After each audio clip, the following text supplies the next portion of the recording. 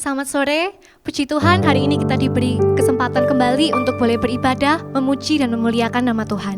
Sebelum kita mulai ibadah kita, mari kita bersatu hati dalam doa. Bapa yang maha baik, yang bertata di atas kerajaan sorga, terima kasih atas kasih karunia-Mu. Oleh karena kebaikan-Mu ya Bapa, kami masih boleh berkumpul di tempat ini. Walaupun di tengah pandemi ini kami masih boleh untuk beribadah kepada-Mu ya Bapa. Kiranya Engkau sendiri yang bertahta di ibadah ini ya Bapa, di sore hari ini. Kiranya pujian dan penyembahan kami boleh menyenangkan hati-Mu ya Bapa. Hanya di dalam nama Tuhan Yesus Kristus, kami mulaikan ibadah sore hari ini. Haleluya. Amin.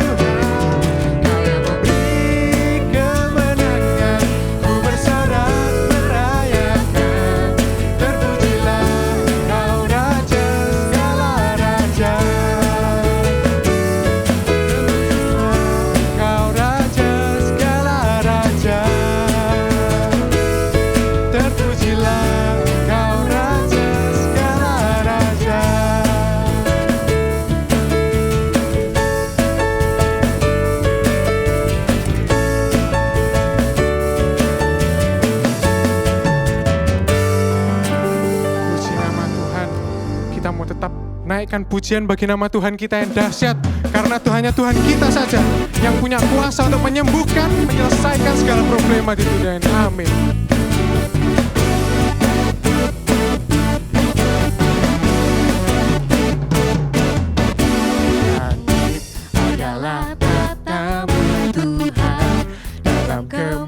kemuliaan. Bumi tumbuhan kakimu sungguh mengagumkan. Ombak dan lautan menderu menyanyi bagimu. Mari semua yang bernafas sujud dan menyembah.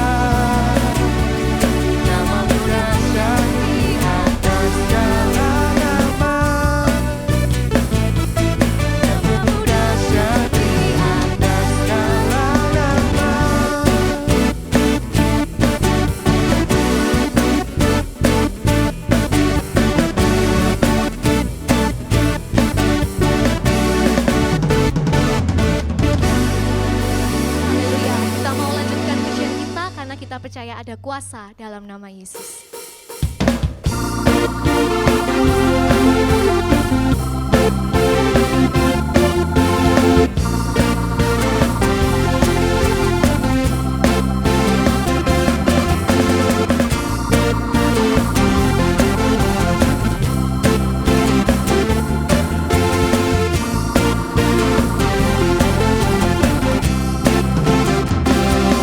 Hanya Tuhanku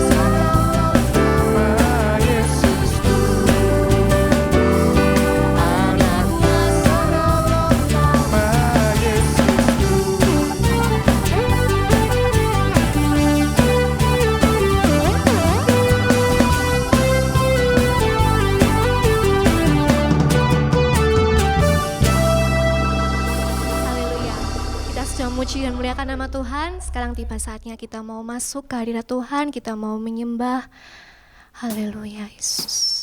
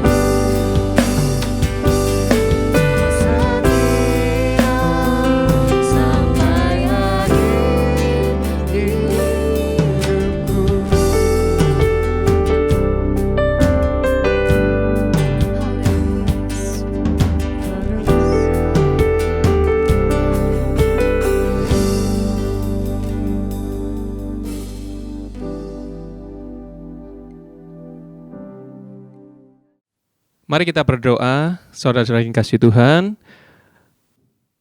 Terima kasih Tuhan Yesus pada sore hari ini.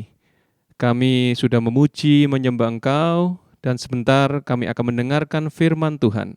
Bila Roh Kudus bekerja di tengah-tengah kami, dan kami menyambut firman Tuhan pada sore hari ini, hanya di dalam nama Tuhan Yesus Kristus.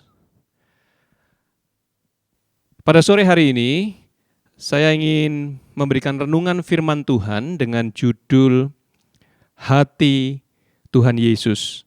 Ya. Perlu kita ketahui bahwa Tuhan Yesus mempunyai kerinduan-kerinduan di dalam kehidupannya selama dia melayani di muka bumi ini. Kalau kita mau belajar, hati itu adalah tempat di mana roh dan jiwa kita itu tinggal. Ya. Seperti kita ketahui bahwa jiwa kita itu terdiri dari pikiran, perasaan, dan keinginan. Jadi hati kita itu adalah tempat tinggal daripada roh kita dan pikiran, perasaan, dan keinginan kita. Jadi pada hari ini kita mau belajar dengan tema hati Tuhan Yesus.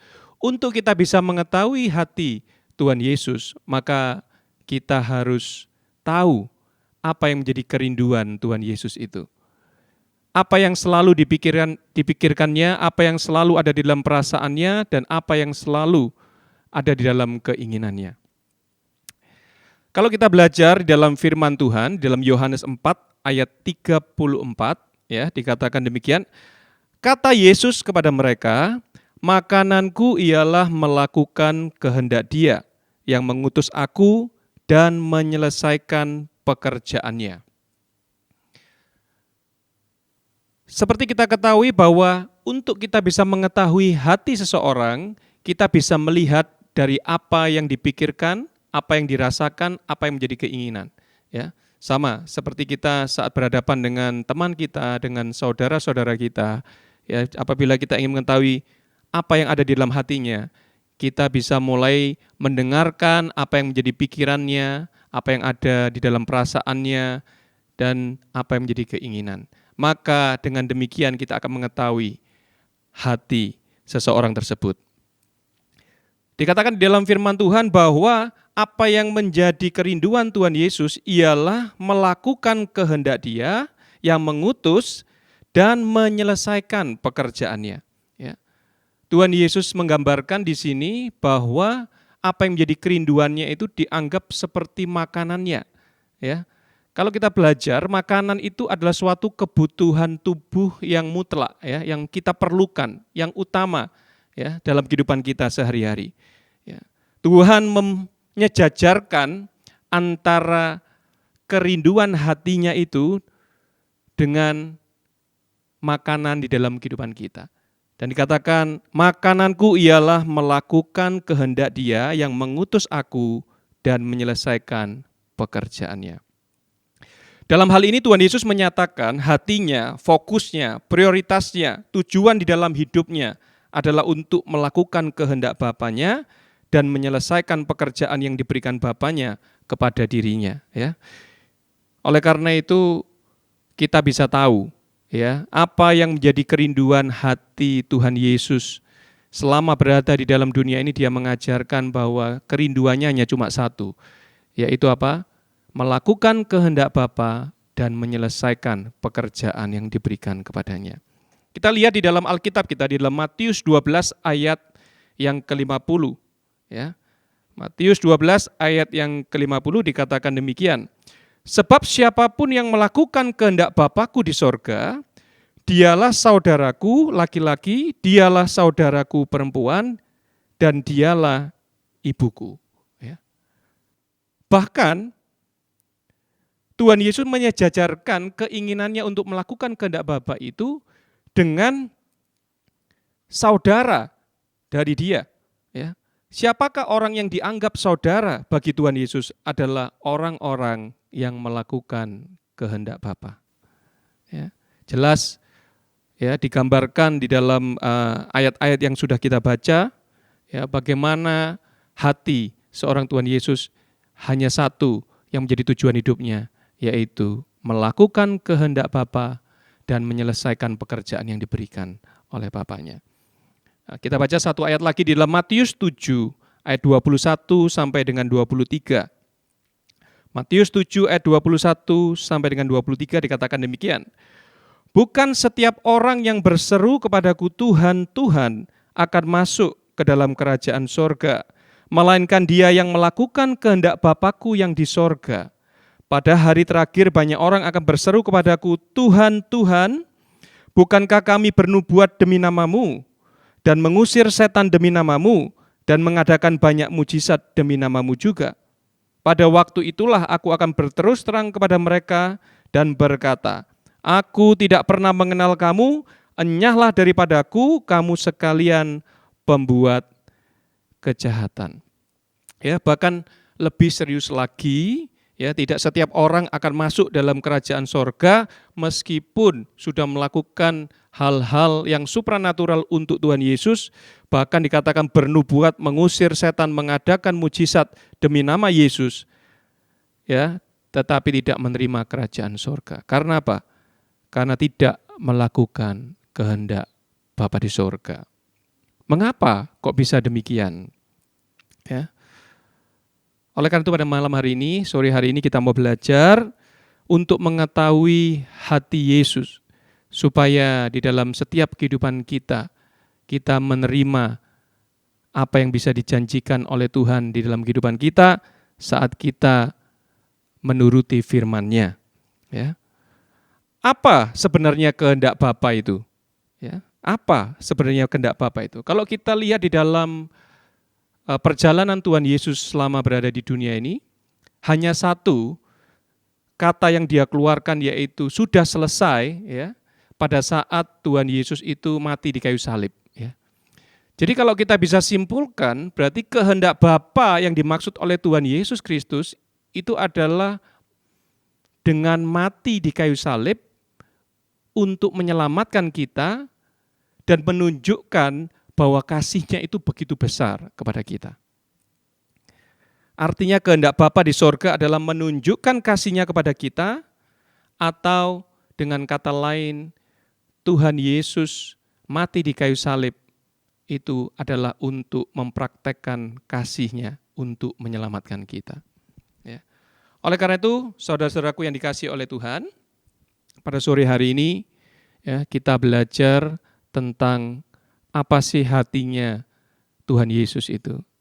Hatinya cuma satu, yaitu melakukan kehendak Bapa dan menyelesaikannya, dan bentuknya itu adalah dengan mempraktekkan kasih. Kasih Tuhan Yesus sudah dibuktikan melalui mati di kayu salib, dan dia mengatakan sudah selesai. Ya, dia sudah selesai menyelesaikan apa yang menjadi tugas dan tanggung jawabnya yang diberikan oleh Bapa di surga. Oleh karena itu pada sore hari ini demikian pula dengan kita. Sebagai orang-orang percaya, kita harus belajar, kita harus meneladani apa yang dilakukan Tuhan Yesus kepada kita, kita juga harus lakukan kepada sesama kita. Di dalam Matius 22 ayat 36 sampai dengan 40 dikatakan oleh firman Tuhan, ada dua hukum yang utama.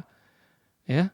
Apakah itu? Yang pertama adalah kasihilah Tuhan, dan yang kedua adalah kasihilah sesamamu manusia seperti dirimu sendiri. Ya.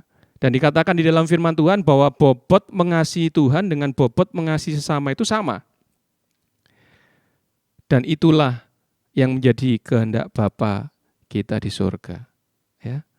Mengasihi Tuhan itu tidak bisa dipisahkan dengan mengasihi sesama. Karena jika kita bilang kita mengasihi Tuhan, tetapi kita tidak mengasihi sesama kita, firman Tuhan jelas berkata, kita dianggap sebagai pendusta. Ya. Oleh karena itu, jika kita mengatakan kita mengasihi Tuhan, kita harus buktikan diri kita dengan mengasihi sesama kita.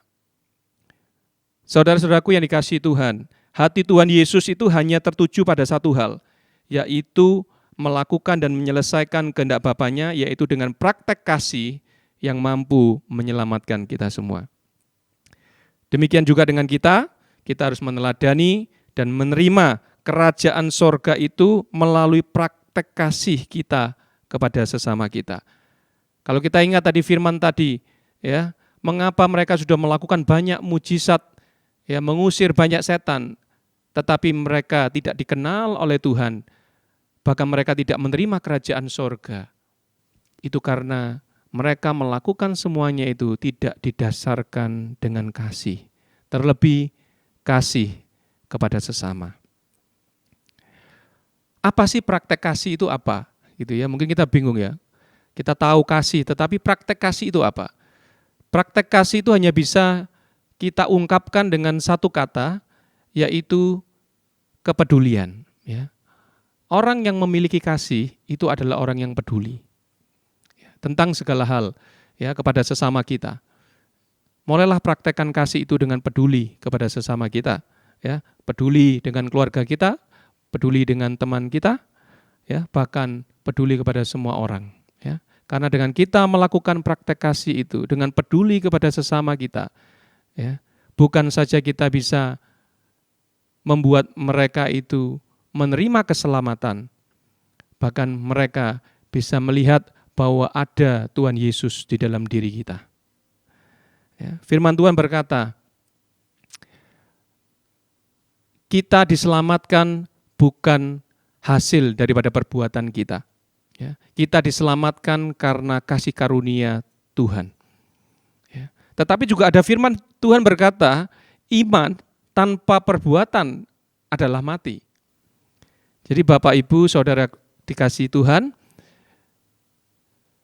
kalau kita dikatakan memiliki iman, supaya iman kita itu tidak mati, ya, maka kita harus memelihara iman kita dengan perbuatan. Perbuatan apa? Perbuatan kasih. Perbuatan kita tidak bisa menyelamatkan, tetapi perbuatan kasih kita kepada sesama kita itu bisa memelihara iman kita sehingga kita bisa menyelesaikan pertandingan hidup ini setia sampai akhir, dan saat Tuhan menemui kita, maka Tuhan akan tetap melihat ada iman di dalam kehidupan kita, sehingga kita bisa memperoleh mahkota yang daripada Tuhan, bahkan kita menerima kerajaan sorga itu. Ya, kiranya Tuhan Yesus memberkati kita semua. Mari kita berdoa. Terima kasih Tuhan, pada sore hari ini kami sudah mendengarkan firman Tuhan, mengenal bagaimana hati Tuhan Yesus itu, sehingga kami dapat mempraktekkan dalam kehidupan kami sehari-hari. Karena kami tahu Tuhan, apa yang menjadi tujuan utama di dalam hidup-Mu ya Tuhan Yesus adalah melakukan kehendak Bapa di sorga dan menyelesaikannya, yaitu dengan mempraktekkan kasih kepada sesama. Dan terlebih lagi Tuhan Yesus, berkati kami semua yang sudah mendengarkan firman-Mu ini, dan Allah Roh Kudus membantu kami Tuhan, supaya dapat kami melakukan semua firman Tuhan yang sudah kami dengarkan. Balas berkati Tuhan setiap hamba-hamba-Mu yang sudah melayani Tuhan, balas berkati setiap jemaat-Mu yang sudah mendengarkan firman Tuhan.